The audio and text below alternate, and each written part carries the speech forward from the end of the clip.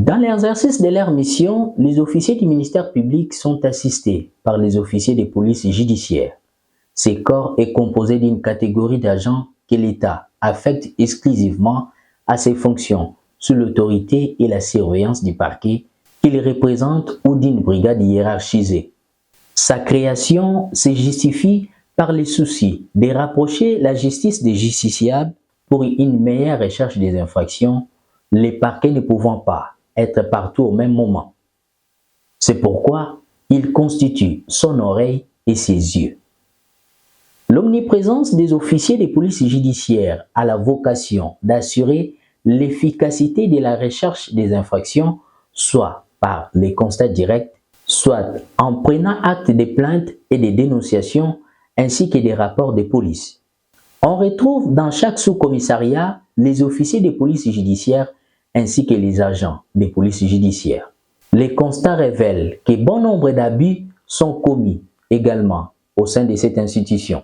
Principalement, on peut citer la tendance pour les OPJ de tout ramener à leurs compétences au point qu'ils deviennent un fourre-tout. Toute plainte, quelle que soit la nature des faits qui les sous-tendent, et une fois soumise à un OPJ, déclarer tout de suite de sa compétence ou du moins une matière relevant de sa compétence, si bien que même les faits civils sont abusivement qualifiés de pénaux dans les desseins de ne pas laisser passer un seul instant une occasion d'empocher indûment l'argent du justiciable.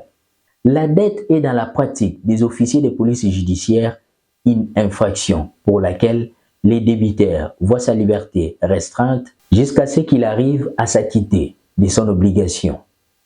Que dit la loi par rapport à la dette? L'acte du jour. La Constitution veut qu'il n'y ait pas de prison pour la dette. Mais ici, nous devons nous dire qu'est-ce que vous entendez par dette. Parce que le commun des mortels va vous donner une autre considération de la dette.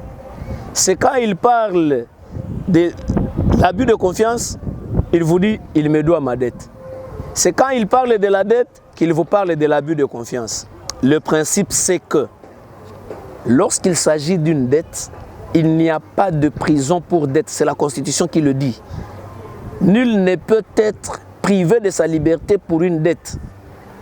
Et celui qui enverra quelqu'un pour une dette en prison aura violé la Constitution et il aura commis l'infraction de l'article 67 du Code pénal, livre 2e, qui réprime l'arrestation arbitraire, la détention arbitraire et l'enlèvement, parce qu'au sein de la même disposition, nous avons les trois comportements. Quiconque est arrêté pour une dette après être sorti de la prison n'a qu'à initier une action contre celui-là qui l'a arrêté pour la dette. Une nouvelle instruction va commencer et la personne sera poursuivie. Je ne sais pas si vous pensez que les OPJ ne sont pas des justiciables. Les magistrats ne sont-ils pas des justiciables? Le code d'OCJ dit que les magistrats sont justiciables pour les derniers magistrats de la cour d'appel. Les hauts magistrats, ils sont justiciables chacun pour sa juridiction. Ceux de la cour constitutionnelle, ils sont justiciables devant la cour de cassation. Ainsi de suite. Donc, nous sommes tous égaux devant la loi. Chacun a son juge naturel et celui qui commet un comportement infractionnel n'a qu'à répondre. Il faudrait que les Congolais s'arment du courage. On vous a arrêté arbitrairement. Prenez les preuves de cette arrestation, saisissez l'autorité compétente et soumettez cette autorité à examiner le comportement de celui qui vous a arrêté. Un droit n'est droit que lorsqu'on sait le défendre. Et lorsqu'on ne sait pas le défendre, on n'en a pas un. On peut beau crier le droit, on peut chanter le droit, on peut créer des associations, mais il faut savoir défendre ce droit. Et défendre ce droit, c'est de dire aux téléspectateurs de la RTNC 3 que lorsqu'on vous a arrêté pour une dette, on ne va pas vous condamner à perpétuité pour cette dette-là. Le jour que vous sortez, comptez 2 minutes d'arrestation, 1 minute d'arrestation vaut arrestation. Allez saisir l'autorité compétente qui a compétence pour instruire les cas de celui qui vous a arrêté. Lui également va en répondre. L'article 95 prévoit que quiconque frauduleusement détourne ou dissipe au préjudice d'autrui des effets, des deniers, marchandises, billets, quittances, écrits ou toute nature contenant ou opérant obligation de décharge et qui lui avait été remis à la condition de le rendre ou d'en faire un usage ou un emploi déterminé, détourne ce bien. Donc en fait, c'est que l'abus de confiance, c'est une infraction qui est prévue.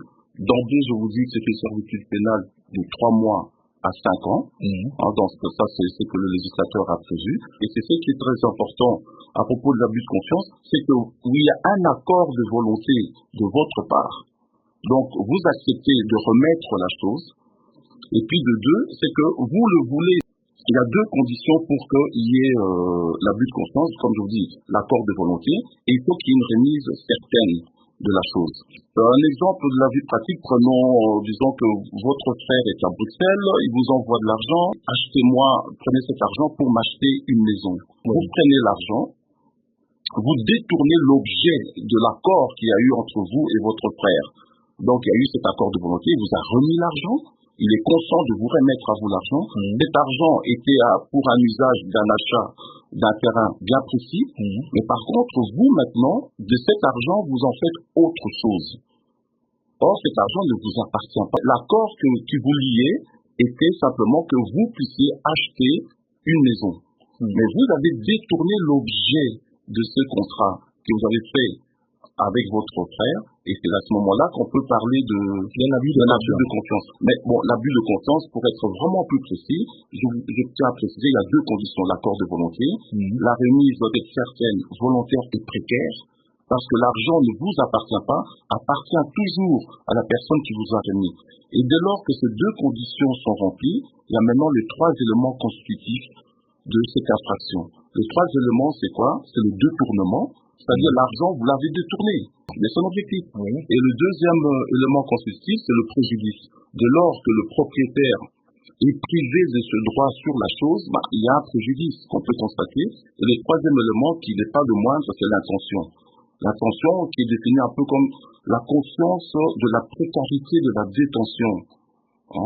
Et de l'obligation découlant de la restitution et la volonté de contredire le droit du propriétaire, celui qui vous a remis l'argent. Vous avez eu cette intention de détourner, d'usurper son bien. Vous en avez fait un usage abusif, vous avez commis un retard intentionnel, et puis à la fin, in fine, c'est l'impossibilité de restituer justement cet argent-là. Donc voilà, à ce moment-là, on peut considérer que tous les éléments de deux conditions sont remplis et les éléments constitutifs sont remplis. À ce moment-là, on peut parler de l'abus de confiance. Justicia, pour tout savoir sur les droits. François a prêté 50 $ américains à Albert. Après les délais fixés et malgré plusieurs appels, Albert n'est pas toujours capable de rembourser la dette. François l'acquise au commissariat de la police. La police arrête Albert et place ce dernier au cachot jusqu'à ce que la famille d'Albert apporte les 50 $ à restituer et une amende. À ce sujet, la loi est-elle respectée? Absolument pas. On ne peut pas arrêter une personne que si elle a commis une infraction.